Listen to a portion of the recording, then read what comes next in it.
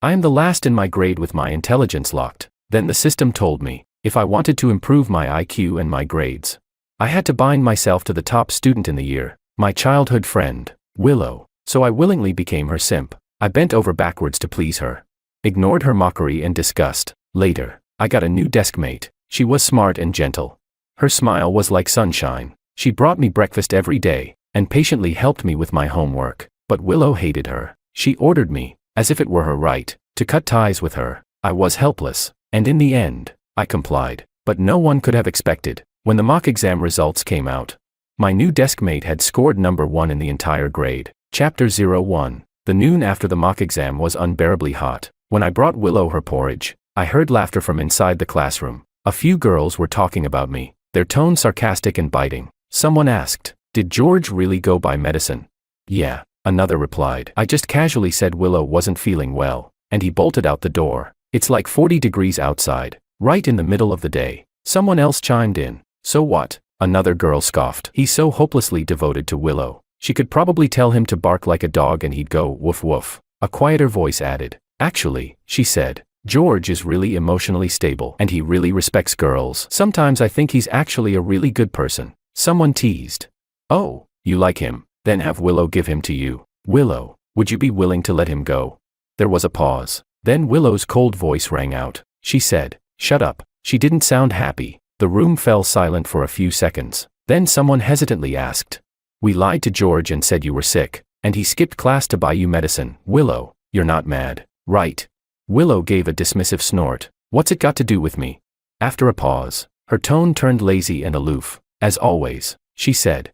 "That kind of idiot believes whatever anyone tells him. He deserves it." That drew a wave of laughter. The room buzzed with amusement. I looked down at the porridge and medicine in my hands. Willow had health issues. I'd seen her during her period, so pale her lips turned white, vomiting and weak. So when I heard someone say she wasn't feeling well, and saw her lying on her desk, I went out to get medicine. Turns out, I'd been tricked. I stood there, dazed, thinking. Chapter 02. There was no way I could go back to the classroom, so I found a shaded spot and sat down. I hadn't eaten yet, and my stomach was growling. The porridge was steaming, giving off a delicious smell. It smelled so good, and I was starving. I thought, since Willow wasn't actually feeling unwell, there was no need to go back in. Might as well eat the porridge myself. The next second, the system's voice suddenly rang out. It was furious. "That bitch Willow, can she even speak like a human being?" It sounded like it had been holding back for a long time. Through gritted teeth, it snarled, "George, come on, let's go slap her. I can't take it anymore. So what if she's number 1? Unbind her right now." I was just opening the porridge bag and hesitated when I heard that. I frowned. "Can I? But she is number 1. The system was speechless. Looking back, Willow really had been top of the grade in every single exam, so my binding partner had never changed. The system deflated again, sighing, forget it, George, just eat first. Food is important." As the warm porridge filled my stomach, I finally started to feel a bit of that emptiness and disappointment from what I'd just witnessed. I was naturally slow to react and bad at understanding emotions. I learned slowly, but forgot things quickly, so I'd always been at the bottom of the grade. It wasn't that I didn't study, I just had no talent. My dullness felt like it had been there since birth. Even after practicing the same problem 1,000 times, I'd still forget how to solve it the next time. Willow wasn't like me. She'd always been number 1, everyone's perfect child. I used to envy her, wondering how someone could be so smart. Then in high school, I suddenly got bound to a top student training system. The system said my intellect was locked by some unknown force. If I wanted to unlock it and improve my grades, I had to get close to the number 1 student. It called it, "Proximity to excellence changes you." Before my parents left, their last wish was for me to study hard and get into a good college. I didn't want to disappoint them, so I studied like crazy, but it was no use. With my grades, there was no way I'd make it to college. So even though I knew Willow looked down on me, I still stuck to her like glue. I treated her well, agreed to everything she asked, brought her umbrellas and water every day, ran errands and fetched food, because she was my bound partner. Willow was cold and sharp-tongued, with an innate arrogance. She was mean when she talked and very hard to get close to. Her moods were unpredictable. When she was in a bad mood, she'd often say things like earlier. She mocked me for being dumb, laughed at my low IQ, and called me a clingy leech. But when she was in a good mood, she'd sometimes be willing to study with me. There was even a time, on a rainy day, I gave her my umbrella and was about to run home in the rain. She suddenly grabbed my arm and pulled me under the umbrella with her. The street lamp that day glowed a warm, soft yellow. It lit up her bright eyes and elegant features with a gentle hue. She complained, "George, you're so dumb. This umbrella's big enough for two, you know." Her body warmth spread from my palm to my whole body. We walked side by side in the rain. I didn't really know what the system meant by intimate contact, so I just tried to treat her as well as I could, hoping to grow closer to her. But before that, nothing had worked, until that umbrella moment, when Willow held onto me and moved in close. My heart pounded like crazy, and for the first time, I felt like I might actually be getting smarter. When I got home, I didn't forget what I studied quite as fast. Sure enough, a few days later during the monthly test, my rank jumped up more than 10 spots. I went from dead last to 20th from the bottom. I may be dumb, but I'm not clueless. I actually didn't like Willow. She was bossy, spoiled, and her words were always cruel. Getting close to Willow was never about feelings, it was about raising my grades. I was using her, even though the system said that me getting smarter wouldn't affect Willow in any way.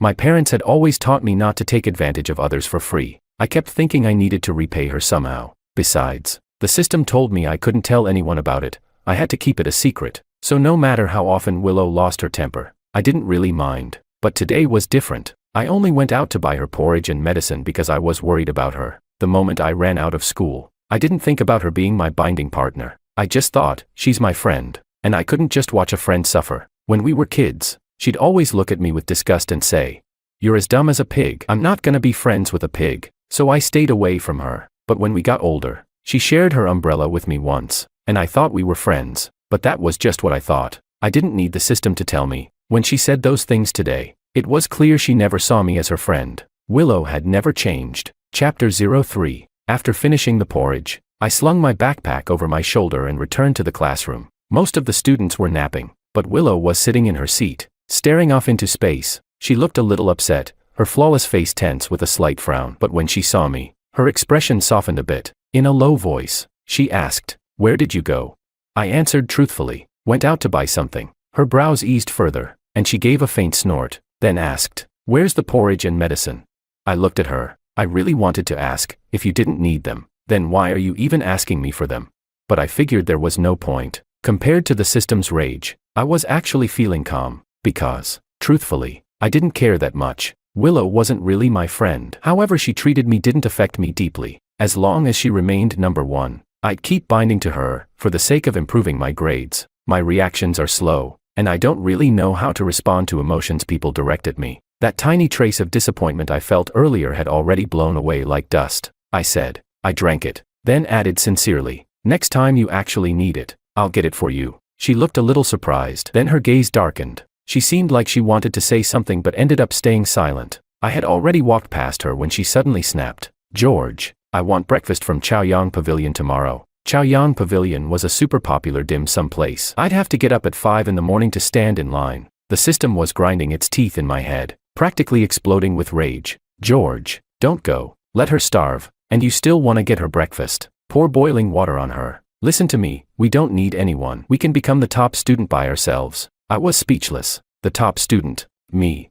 I didn't want to kill the system's enthusiasm, so I comforted it. "It's fine. I like Chaoyang Pavilion too. If I go buy breakfast, I can grab an extra for myself." When I got back to my seat, I noticed the neighboring desk was covered in dust.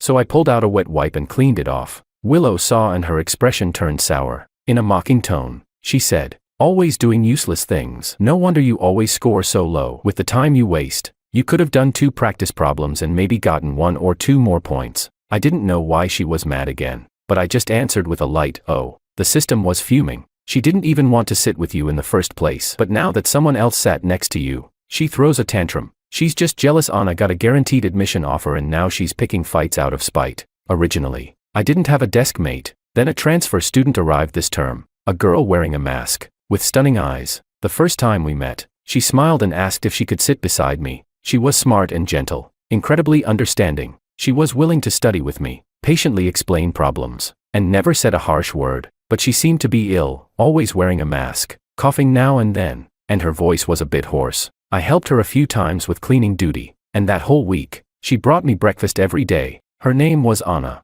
For some reason, Willow hated her. Every time she saw me talking to Anna, her expression turned ugly. Eventually, one day, Willow demanded, like it was her right, that I stay away from Anna. I asked her why. She just said, No reason. Then asked if I still wanted to study with her or not. I had no choice but to agree. That night, I tossed and turned for hours, not knowing how to explain it to Anna. She was the first real friend I'd made in a long time. Fortunately, I didn't have to distance myself from her, because Anna stopped coming after that day. The teacher said she'd already received a guaranteed admission and was focusing on other things now. Willow looked at me and said coolly, "George, about you wanting to sit with me again, I've thought it over. As long as you don't annoy me, I'm fine with it. Once the test scores are out tomorrow, go talk to the teacher and move back to my side." I said nothing, because honestly, sitting next to Anna made me a lot happier than sitting next to Willow. But Anna wasn't coming back, and tomorrow, when the results come out, Willow will still be my binding partner. The college entrance exam is right around the corner.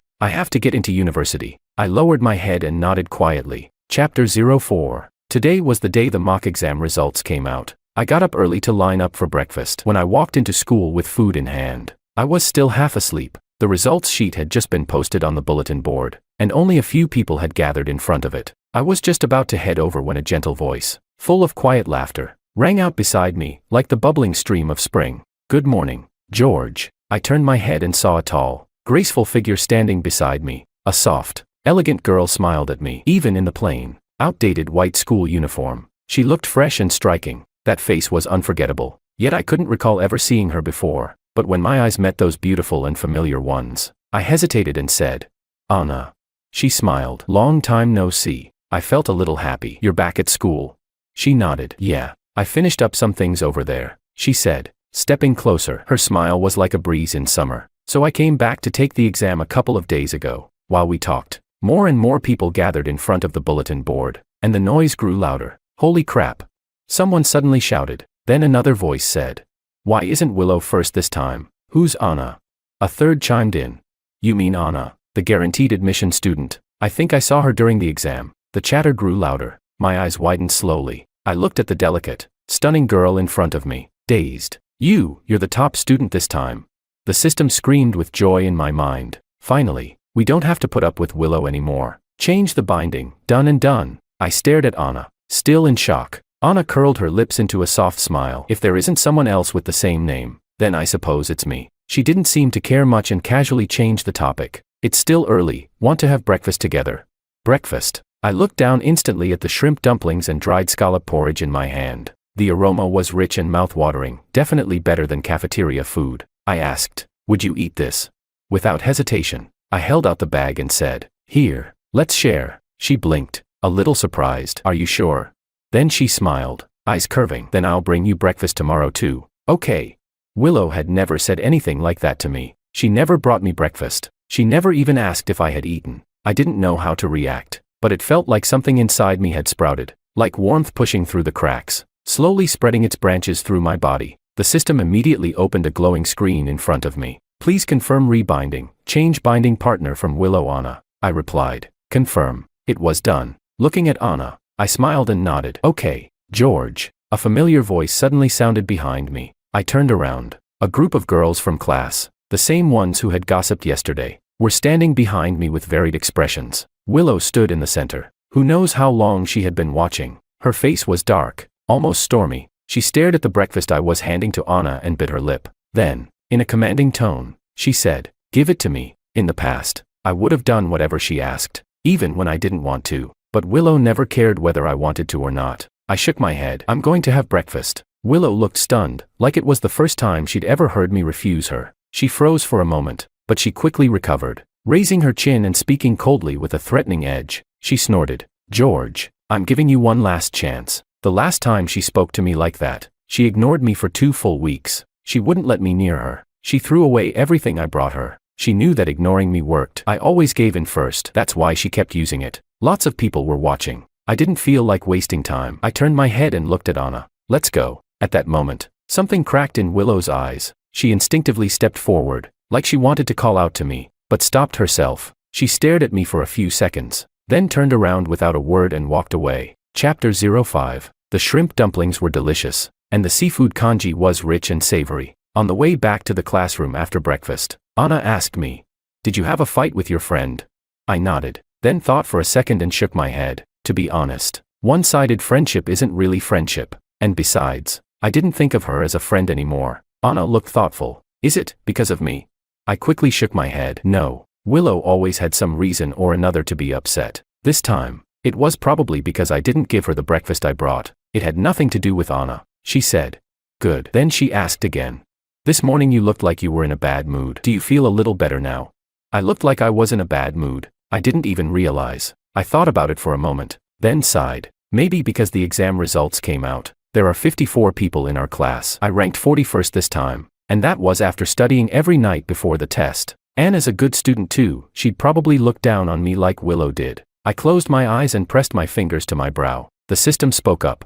It's okay, George. You've already made progress. It tried to comfort me. You need to remember, you're not stupid. You've just been locked away. Don't take what others say to heart. It doesn't matter. Understand? Just try to let things go. Okay, if anyone mocks you, then you should just. Before it could finish, Anna spoke. I saw the results too. You've improved a lot compared to last time. She tilted her head slightly to look at me. Her clear, gentle eyes shimmered with sincere warmth, like a breeze in spring. She said, next time, let's review together. Maybe you'll improve even more. I asked, really? She replied, why not? Then added, but can you promise me one thing first? I blinked. What is it? Turning her back to the homeroom teacher, she discreetly took out a phone, a banned item at school, and gave it the tiniest wave. In a low voice, she said, since I ate the breakfast you brought today, can we it? Let me send you the money. I was about to instinctively say you don't have to, but the moment I met her eyes, the words caught in my throat. Anna had the kind of eyes that made it impossible to say no. I hesitated for a few seconds, then nodded. The girl tilted her head slightly and smiled at me. It was like spring had arrived, and all the green fields were coming back to life. Chapter 06. Anna's return stirred quite a buzz in our class. After all, she had come out of nowhere to take the top spot in the grade. Even after being away from school for so long, she still scored that high. During breaks, a lot of students from other classes even came by to catch a glimpse of her, but she didn't seem affected by it at all. Maybe she was just used to being watched. When I came back from the restroom, I overheard some classmates chatting in the hallway. Someone said, I totally didn't expect Anna to be so pretty. She always wore a mask before, so I never noticed. Another replied, top 1 and 2 in the grade are both from our class. Our homeroom teacher's probably grinning nonstop. Someone else added, she's alright, but I still think Willow's better looking. Another voice responded, come on, they're completely different styles. You just like the cold, distant, ice queen type. Someone noticed me and asked, hey George, what do you think? Who's the prettiest girl in our class? One person chimed in. No question. Willow grew up with George, right? He's gotta be on her side. Another teased. Please. Anna's his deskmate. He sees her up close all day. He'd know better. They started bickering again, and eventually, they all turned to look at me. So, George, what do you think? I hesitated. I really didn't want to compare Anna and Willow. Seeing me silent, one of them chuckled.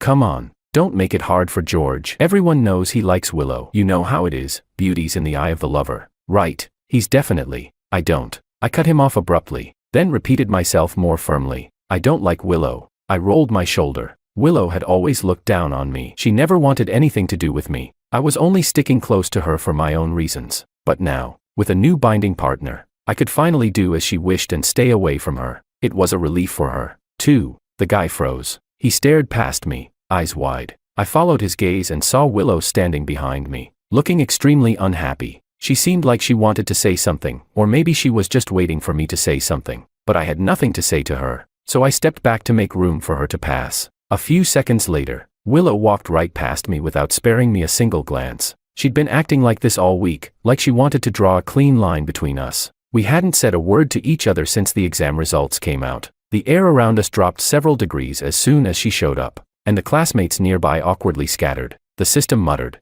ugh, I hate people who throw attitude like that, always acting like the world owes them something. So what if she's pretty? Then, seeing I wasn't moving, its tone softened. George, you okay? I blinked, snapping out of it. I'm fine. It just felt strange. Willow always hated me. Shouldn't she be happy to hear what I said? Then why did she look even angrier?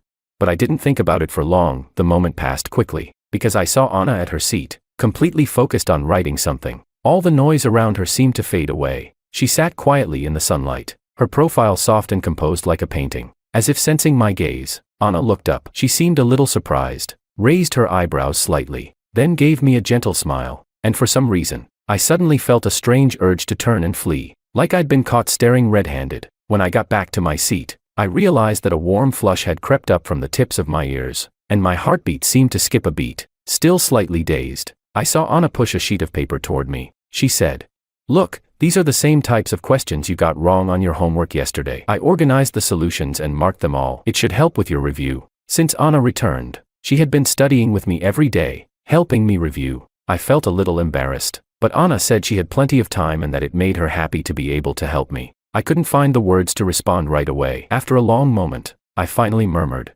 "I think I'm troubling you too much," she replied. "Not at all, actually. I need your help." Anna looked up at me, her voice carrying a hint of nervousness. "I just accepted a tutoring job, but I don't have any experience. Could you be my practice student? Let me rehearse my lessons with you." "Of course I'd love to," I answered quickly, "as long as you don't mind that I'm kind of slow at understanding things." Anna shook her head. "Not at all. You're way smarter than the student I'm supposed to be tutoring." I froze, eyes widening in shock. That was honestly the first time in my life someone had ever called me smart. I figured she was just being polite, but when I looked into her clear, sincere eyes, that thought disappeared almost immediately. I scolded myself internally. Anna's not the kind of person who would say something she didn't mean. The system chimed in. "Exactly, George. Anna's got way more positive energy than Willow. These past few days, your intelligence has been unlocking fast, you're improving way more quickly than before." Even the system was acknowledging me now. To be honest, I had felt it too. Solving problems had gotten easier. But this was the first time someone had genuinely recognized me like this, and I couldn't help but feel excited. I asked, "Really?" Anna blinked, like she'd zoned out for a second, but after just a moment, she came back to herself, raised her hand, and gently tapped my forehead with her fingertip. The golden sunlight shimmered across her profile, highlighting her features with a soft glow, radiant and charming. She said, "Of course it's true," then added, "Don't you believe me?" Her warm fingertips had barely touched my skin before they pulled away, but in that instant, the system's exclamations, the whispers from the front row, the laughter in the back, all of it faded into meaningless background noise. The world in front of me felt like it had just been rinsed clean by water, suddenly clear and bright. A strange feeling surged into my mind, completely out of my control. Bang! A loud crash jolted me out of my near trance. Gasps filled the room. "Are you okay? What happened? Why'd the cup suddenly fall? Is Willow all right?" "Whoa, she's bleeding," another voice said. "She needs to go to the infirmary and get that bandaged." I turned around and saw that Willow had dropped her cup. It had shattered on the floor. She was staring at the shards, eyes tinged with something like resentment. Her expression was hard to read, but her hand looked injured. Blood was slowly oozing out. One of the girls beside her glanced around, and when she saw me, her eyes lit up. "Hey, George, Willow's hurt. Can you take her to the infirmary?" Willow looked over at me but didn't say anything to stop her. "Why me?" I didn't get it, but I rejected the request without hesitation. "You take her. I don't have time." The girl froze mid-smile, glancing at me, then back at Willow, clearly embarrassed, but I'd already turned away. Not interested anymore, to be honest. I just had a moment of real clarity. Like something had clicked, an epiphany. I felt like I had actually gotten smarter this time. I needed to test that by studying. As soon as I thought of that, everything else faded from my mind. I focused hard on reviewing my notebook of mistakes. When I ran into something I didn't understand, I leaned toward Anna to ask her. The classroom was noisy. I couldn't quite hear, so I moved a bit closer, and didn't notice the subtle pause in her movement. Once we finished going through the question, I felt a rush of satisfaction. For the first time, solving a problem felt smooth and effortless. Excited, I looked up, and saw her cheeks flushed red. I immediately panicked and asked, "Is it too hot today? I'll bring a little fan for you tomorrow." Anna seemed a bit slow to respond, then softly replied, "Okay." Her face looked even redder now. Anna really doesn't handle heat well. Chapter 07. Right before another exam began, I was suddenly called into the teacher's office. My homeroom teacher asked me kindly, "George, how have your studies been going lately?" Teachers often feel a sense of frustration when dealing with underachieving students, but my teachers always approached me with encouragement. I answered honestly, "Pretty good. Aside from being a bit tired, the feeling of absorbing knowledge at such a fast pace was something I had never experienced before. I no longer forgot what I learned so quickly. Every day felt fulfilling and joyful." The homeroom teacher said, "Didn't you say before that you wanted to switch seats?" "I've thought about it, and I'm going to give you a new seat." She looked at me, then added earnestly, "George, people are different. Some kids already have a bright future ahead of them. They can afford to take it easy now, but you're different. You still have to go through a tough selection process. This is a long-distance run you can't afford to stop. I know you've worked really hard already, and I don't want your efforts to be in vain." Do you understand what I mean? There was genuine concern and care in her eyes. At first, I was confused, but as she spoke, realization dawned on me. I understood what she meant. She was worried that Anna and I were in a romantic relationship. But that raised another question. My interactions with Anna weren't even as close as they used to be with Willow. Most of the time, Anna and I just studied together during self-study periods. So why would the teacher suddenly think we were dating? It had to be that someone deliberately told her so. Anna was the most intelligent, exceptional, and gentle girl I had ever met. Even if it meant not sitting next to her anymore, I couldn't let anyone gossip about her like that. The solution was simple. I just needed to tell the teacher that once the exam results came out, I was confident I'd show great improvement. But I also wanted to know who had made up the lie. So I asked, "Teacher, who will I be sitting next to then?" Completely unaware of what I was thinking, she replied, "Didn't you and Willow grow up together? She's in a new study group now. I'll add you to it. You can sit with her." Willow. She went to the teacher behind my back. I found it utterly absurd. Chapter 08. This class was PE. Walking out of the office, I saw Willow standing in front of Anna, saying something to her. Anna's expression was calm, but the usual warmth in her smile had cooled a little. She looked a bit unhappy, and Willow was squinting, wearing an expression of disdain. I strode over and stepped directly between them, confronting Willow. "What are you trying to do?" Willow froze, staring at me in astonishment as I clenched my teeth. The corner of her mouth twitched like she wanted to laugh, but in the end, she didn't. Her voice was cold and mocking as she replied, "What could I possibly be doing?" I glanced back at Anna and said to Willow, "Let's talk." Anna frowned slightly, but after seeing my expression, she let out a soft sigh and gently said, "Then I'll head in first." Willow silently followed me up to the rooftop. No one else was around. I went straight to the point. "You were the one who went to the office and made up those baseless rumors, weren't you?" I asked. "Willow, why did you do that?" She frowned. "Rumors? Search your heart, are those really rumors?" Her angry tone threw me off a little. I replied, "What does any of this have to do with you?" "George," Willow said as if she had reached her limit. "Can you just stop already?" I was speechless. She continued, "You got close to Anna and deliberately ignored me, wasn't it just to piss me off?" Willow said, her voice tinged with grievance. "Fine, I admit it worked, but don't you think that's childish?" I didn't know how to respond. What she was saying was getting more and more confusing. Then she said, "If you want me to apologize for that thing with the medicine, I will." She paused, her tone awkward. "But after this, I want you to cut ties with Anna completely." "I won't act like that again," I interrupted her, frustrated. "Hold on, what are you even talking about?" Willow was getting more and more ridiculous, and the moment she dragged Anna into it, she crossed a line. I'd always been patient, but now I couldn't help but cut her off. I frowned and said, "No, Willow, do you even hear yourself? Anna is my seatmate. She's my friend. And you're just a regular classmate. Got it? Whatever happens between Anna and me is none of your business. Also, sorry, but I don't have the time or energy to mess with you on purpose. Weren't you the one who said I was annoying? Well, now I'm just too lazy to talk to you or listen to your nonsense. And you don't need to apologize either. Let's just go back to how things were, completely ignoring each other. That works fine." As she listened, Willow's expression changed little by little. Her voice trembled. "Regular classmate," she repeated in disbelief. "You're saying we're just regular classmates? Doesn't everyone know you used to like me?"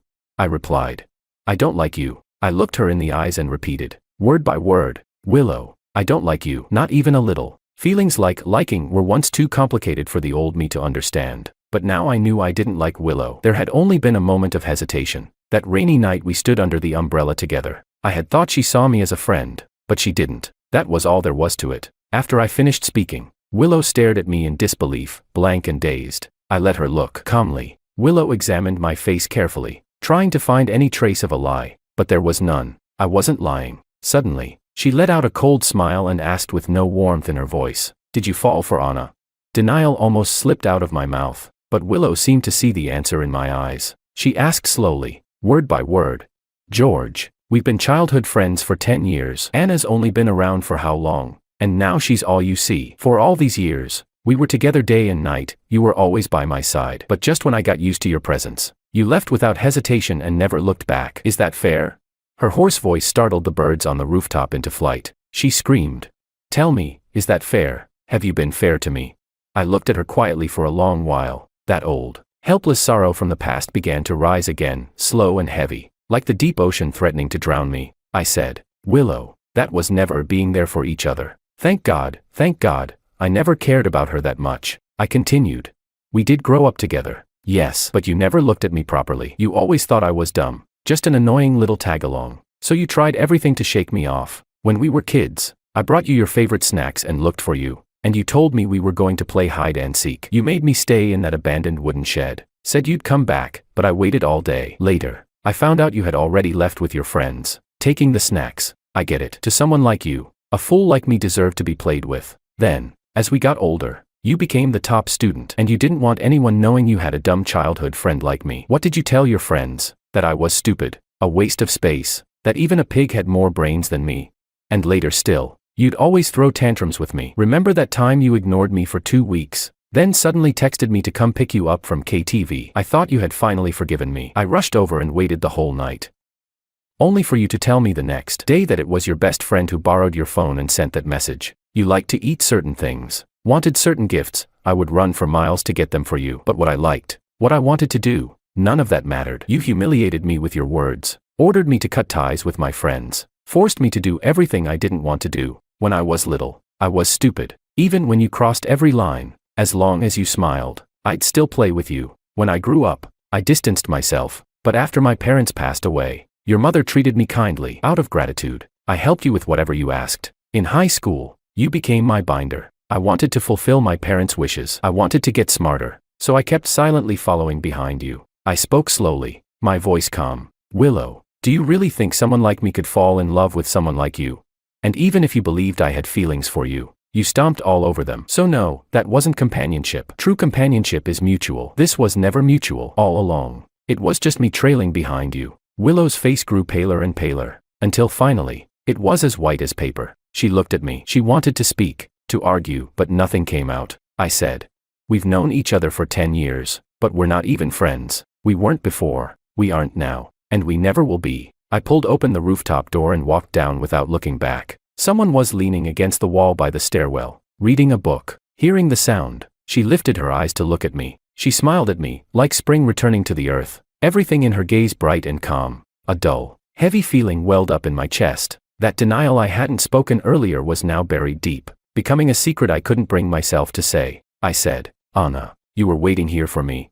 She replied softly, I just went to see the teacher. Closing her book with a light smile, she added, it seems our class is starting a study group. I applied for one too. I thought for a moment and asked, so who's in our group?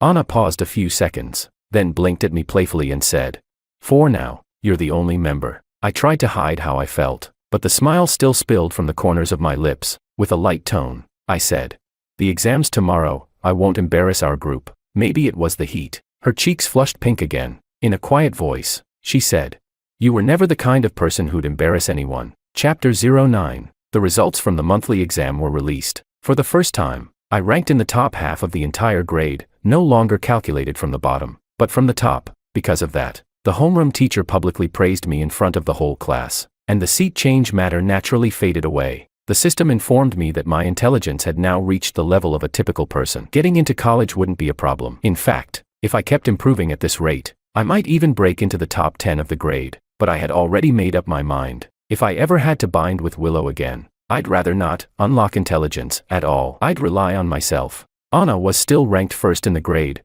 Her score was even higher than the last time. In stark contrast was Willow. She dropped from second place all the way to 19th, a massive fall, especially for someone like her. I wasn't surprised. I didn't care either. Willow never came to talk to me again. Sometimes she would space out while staring in my direction, but once I noticed, she would look away. We were back to ignoring each other completely. Senior year was a race against time, except for Anna, who seemed unusually relaxed. Everyone else was giving it their all. I actually knew that Anna didn't even need to be at school, let alone take any exams. But I also knew that if Anna participated in the college entrance exam, our school would have one more high scorer, maybe even the highest scorer in the entire province. Her willingness to take the exam was a way to bring honor to the school. No one would stop her. So whatever Anna did during class, the teachers pretended not to notice. Instead, they asked after her health with concern. Whenever I was near Anna, I could feel myself getting smarter, and that made me work even harder. Until one day, I studied too late into the night and fell asleep on my desk during early morning self-study. When I woke up, I found Anna staring at me. Her eyes were focused, and her lips were curved in the most beautiful smile. I stared at her, dazed, not quite sure what was happening. Then, as if suddenly realizing something, She shot to her feet in a panic and blurted out that she was going to fetch some water, then ran out of the classroom, blushing. The system commented. Anna stared at this page for 30 minutes. She kept secretly watching you. I was still looking at Anna's back. Even the breeze seemed fond of her, lifting a wisp of hair by her ear. Golden light danced within it. I was a little distracted. The system teased. You've got good taste, kid. So, when are you going to confess? I finally came to my senses and replied seriously. Don't talk nonsense. This is appreciation. Okay, appreciation. It snorted. Sure, I'll shut up. Let's see how long you two can keep holding it in after the college entrance exam. I've always been slow to process emotions, so even now, with my heart racing and heat rushing to my skin in a flood of unfamiliar feelings, I had no idea how to react. A cool breeze swept across my face. Anna came back with the water. The panic from earlier was gone. She held a little portable fan in front of me and asked, a little worried. Is it too hot? I wanted to say no. But for some reason, that line felt strangely familiar. We sat side by side in the classroom. The only sounds were the soft scratching of pens and the whirring of the little fan. No one spoke, but time felt like it was stretching endlessly. Chapter 10. The day I made it into the top 50 of the grade for the first time, Auntie Lou invited me over for dinner. Auntie Lou is Willow Lou's mother. She raised her on her own. Back then, our families were neighbors. The three adults were all busy with work, and we didn't interact much. But Auntie Lou is one of those people who's cold on the outside but warm on the inside. Ever since my parents died in an accident, she's often looked after me. On the rare occasions I went home, she'd invite me over for dinner. This was the first time Willow and I sat at the same table since our fallout. Auntie Lou clearly sensed something was off, but she didn't say anything. It wasn't until Willow stepped outside to take out the trash that she let out a long sigh. She said, George, Willow told me you've made a lot of progress in your studies lately. I hope you get into the university you've been aiming for. I thanked her sincerely. She added, and I hope you'll always live a happy life. Willow and I left together, one in front, one behind, neither of us speaking. I didn't know what to say to her. Back then, no matter what I talked to Willow about, she rarely seemed interested, and would even mock me. An elderly man by the roadside had dropped a bag full of oranges. I stopped to help pick them up. Willow crouched down and helped too. Then she suddenly spoke. I remember once we saw an old lady fall in the street. No one paid her any attention, except George, who ran over like a fool and helped her up. Back then, she thought George was incredibly dumb. Wasn't that just meddling? That kind of useless kindness would only end up hurting yourself or others. So she turned around and walked away. Willow said. Actually, I'd seen her before. That old lady used to hang around there, trying to scam people. The old man thanked us profusely and gave me a plump orange. Holding the orange in my hand, I said, it doesn't matter. Someone still has to hold the line between right and wrong. If she really was in trouble and I helped, then it was a good thing. If she was faking it, even better, because that means the world has one less person who's truly suffering. But don't get me wrong, if she tried to scam me, I wouldn't just let it go. I'd make sure she paid the price. That's just the kind of person I am. That's my nature. Or like you said, maybe I'm just that foolish, and I won't change. Willow fell silent for a long, long time. Then she suddenly said, I'm sorry. From a very early age, Willow had a bullet aimed straight at her heart, a bullet named arrogance. She'd had countless chances to redirect its path, but she just stood there, eyes wide open, watching it pierce through her chest and shatter everything inside. And the truth was, she had cherished it. She had wanted to walk forward with George, but she thought George was dumb, too uptight. Even though he always seemed to obey her without limits, no matter how bossy or unreasonable she was, he'd just quietly do as she said. She could never get him to share her worldview, to agree with what she believed was right. But if she had just been a little gentler, a little more honest, a little more respectful, would they still be strangers with nothing left to say? Willow thought of those days when they were just innocent kids. Now, it all felt like it belonged to a previous life. She looked at me and said again, I'm sorry. The regret and pain haunted her constantly, reminding her how ridiculous she had been. After George left, she finally realized just how important he was to her. Like a miser who handed over a mountain of gold with her own hands, only to regret it every night afterward. She said, I'm sorry, over and over again, but I only said it once. It's okay. I waved my hand. It's okay, because I had stopped caring a long time ago. Not far away, under the streetlight, someone was waiting for me. Anna. My eyes lit up as I quickened my pace to reach her. Have you been waiting long? She shook her head. Her bright eyes reflected the warm glow of the streetlight like a winter sun. I just got here, she said. Let's go then, I said with a smile. I even left some room in my stomach for barbecue. She nodded. Got it. She leaned in close to my ear, paused for a few seconds in thought, and said, Want to take a walk first? We could review some vocab while we're at it. Sure, I said. I looked down at Anna, and I could see the joy hidden in her eyes. Anna was the best girl I had ever met. I changed her contact name to a little sun icon. To me, Anna didn't feel like autumn. She felt like spring. Chapter 11. In the final mock exam before the college entrance exam, I ranked 10th in the entire grade. For the past year, I had been improving every single day. With each exam, my ranking edged a little higher than the last. My story, from being dead last to breaking into the top 10, became something the teachers loved to talk about. I had practically become a miracle at no one high school in a city. Every day, students from other classes would come to see me, bow to me like it was a ritual, and claim that doing so would bring them the blessing of the exam god. I was still working hard, studying late every night, because in the past, no matter how hard I tried, I never saw results. But now, after becoming smarter, I realized that effort actually brought progress, and I cherished this ability to learn more than anything. In this intense atmosphere, even the system was too scared to speak. All it did was silently scan my body every day to make sure I wasn't suddenly falling ill. And then, the college entrance exam arrived, just as scheduled. After estimating my score, the system let out a long sigh of relief, its voice trembling with emotion. It said, "George, you did it." That wasn't easy. I went up the mountain to visit my parents. I laid a bouquet of fresh calla lilies in front of their grave. I spoke with them for a long time, told them so many things. Finally, I gently touched the two smiling faces in the photo and said, "Mom, Dad, I can get into a good university now. I finally fulfilled your wish." The system was silent for a while, then said softly, "They can hear you, Anne. I'll always stay by your side too." I nodded with a smile. That's enough. Chapter 12. The top student training system had a secret. This world was a book, and in that book, there was a supporting male character. He was the one the heroine held in her heart. That's why he was too righteous and died young. The Creator gave him a pure and innocent heart, but was so stingy that it locked away all his intelligence, because it was a god obsessed with studying human emotions. In its story, the male lead would gradually unlock his mind and consciousness simply by being close to the fate-blessed heroine. Unfortunately, the story's arc led to the two of them parting ways for all kinds of reasons, and the male lead, having lost the heroine, was destined to die young. Many years later, only when the heroine finally awakened did she realize what she had missed. But the characters in the book had begun to grow flesh and blood. The will of a god could no longer bind the hearts of mortals. There was once an ordinary pair of parents, who sank into despair after their son's untimely death. In their numb grief, they discovered the truth of the world. They poured all of their remaining willpower into storing one last spark of consciousness, using their lives as fuel to send this fragment of chaotic awareness back to a time long before. That day, the chaotic awareness looked at their beloved child and said, "Hi, George. All things have spirit." The boy with the pure heart had given much kindness to the world, and so, the world was willing to return a little of it. The system was astonished to find that the flow of fate had shifted. Some people,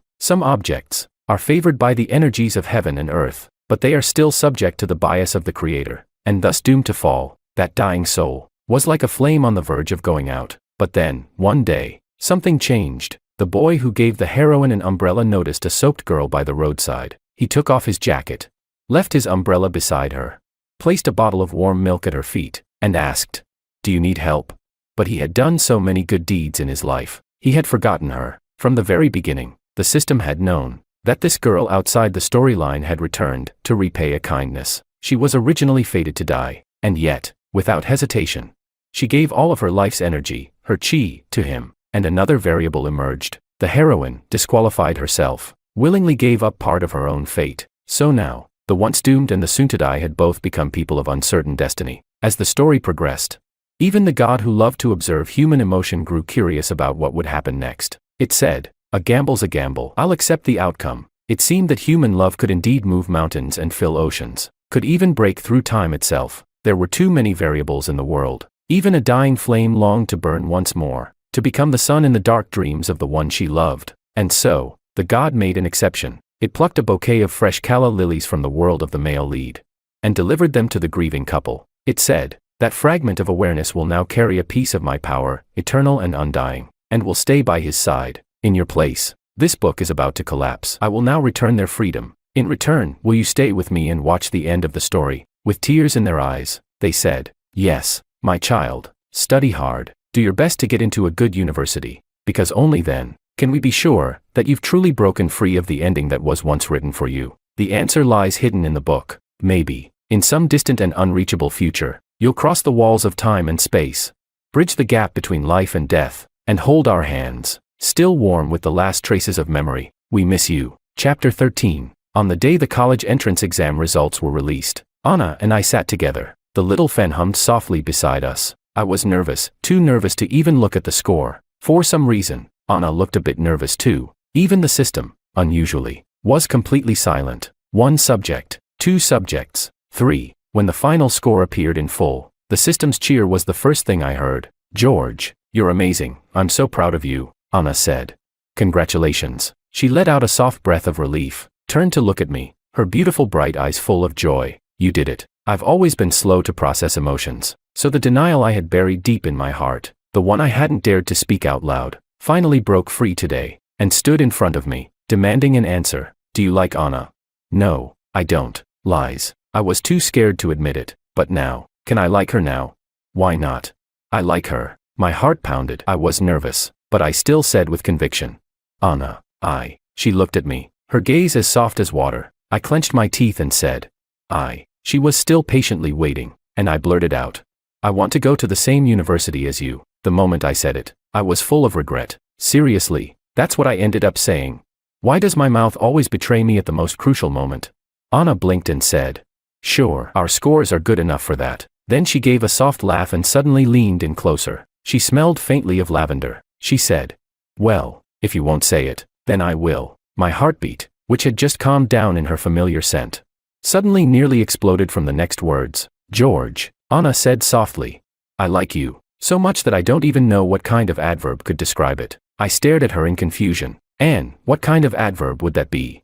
Anna replied without hesitation, "I like George, just like George likes the world." In Anna's eyes, George was a guardian of what was right. He worked hard because he loved the world. He was stubborn because he approached everything with kindness. Anna was part of that world, and yet, she was the one he favored. So however much George loved the world, that's how much Anna loved him. I looked at Anna in a daze. Then I reached out and hugged her. I could hear her heartbeat, even faster than mine. I wanted to find the perfect metaphor to describe how I felt. So I said, "Anna, I like you too." She looked up at me quietly, listening intently. I said, "I like Anna more than I like tomorrow. I look forward to tomorrow, to clear skies, to everything getting better. So I look forward to the sun. The sun belongs to tomorrow, but Anna belongs to me. Anna is my sun." She appeared today. The clouds scattered, the rain stopped. She's walking with me toward the future, and because of that, my whole world is full of light.